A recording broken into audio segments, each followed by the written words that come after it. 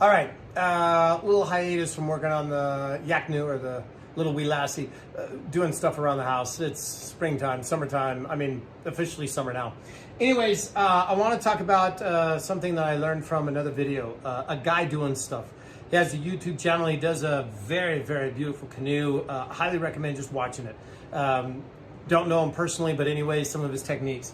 One of the techniques that I didn't want to follow his was in these spacers. He ran them against the fence in order to do the coat cut, right? The bead cut, pardon me, that he did similar to here in order to get a nice rounded side.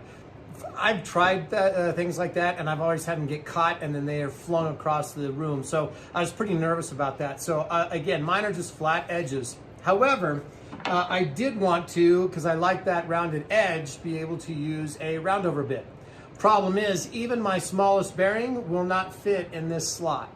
So I was really struggling on what to do. However, I knew that there were certain router bits.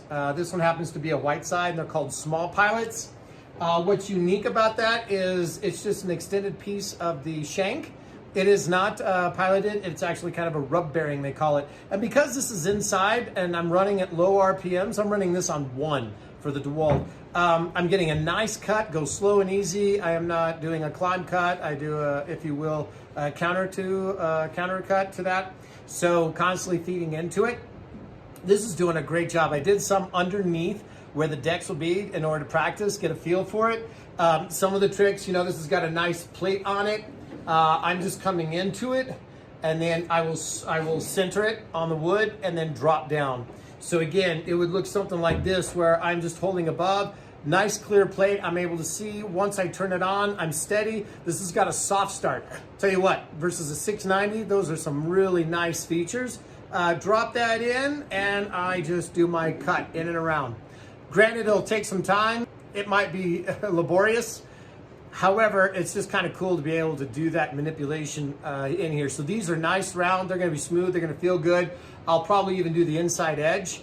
As a matter of fact, on my other canoe, I know that on the upside or the underside, if your legs are resting against there, you're going to want that rounded out as well.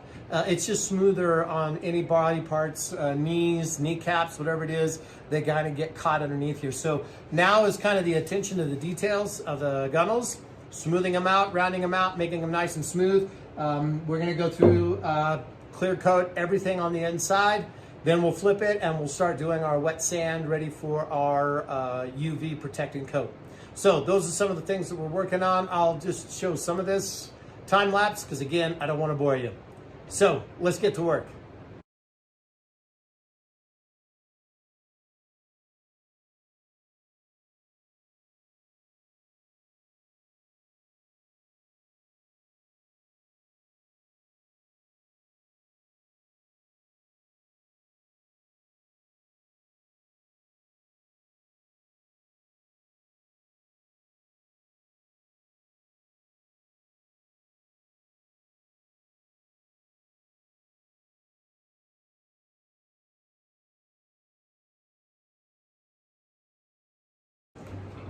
All right, so just a couple of comments. One, a small handheld router is all the difference in the world versus a 690 or a big Bosch, whatever it might be. Being able to balance it on 3/4 of an inch face, huge advantage to have such a small device like this. You could probably even do it with a Dremel as well. But with a soft start, I'm someone who's kind of old school with those routers, and they're always torquing when you start them. This is a dream, whether it's a Bosch, Porter Cable, DeWalt, I'm sure the brand doesn't matter, but those would be things to look at. Soft starts and control your RPMs. Again, I'm running this on the lowest setting so that I'm able to just drop in, just real smooth and easy go around. The lower the RPMs, I'm not creating a burn on the inside at all, because that's what I was worried about, and that's typically what happens with your pilot bearings like that. Sometimes you then have to use a little bit of wax or a grease. Something to think about.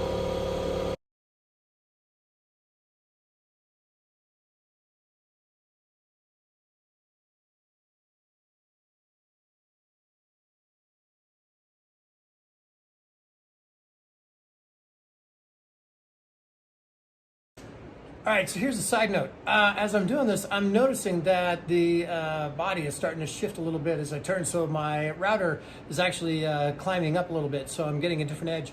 So I'm going to tighten up my latch a little bit and then go back and redo some of them because, again, use your fingers. They tell you everything about the touch and feel of any of the work that you're doing.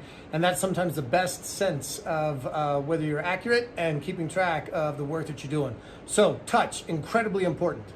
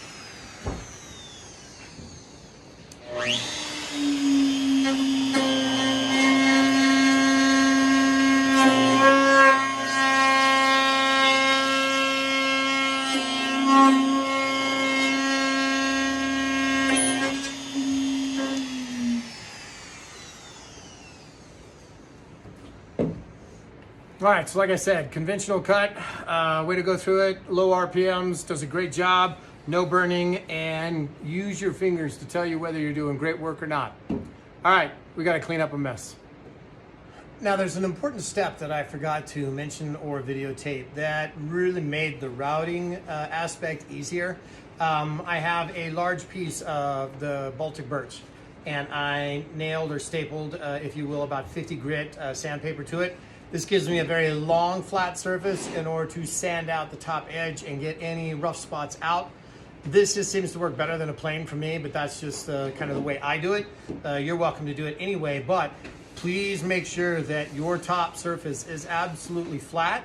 Then your router will fit on here nice and smooth when you go from edge to edge to edge. So I apologize for not showing the sanding aspect, but again, it's just long, big strokes with this in order to get everything super flat and sometimes even across if you so desire. So make sure you do that, then do your routing.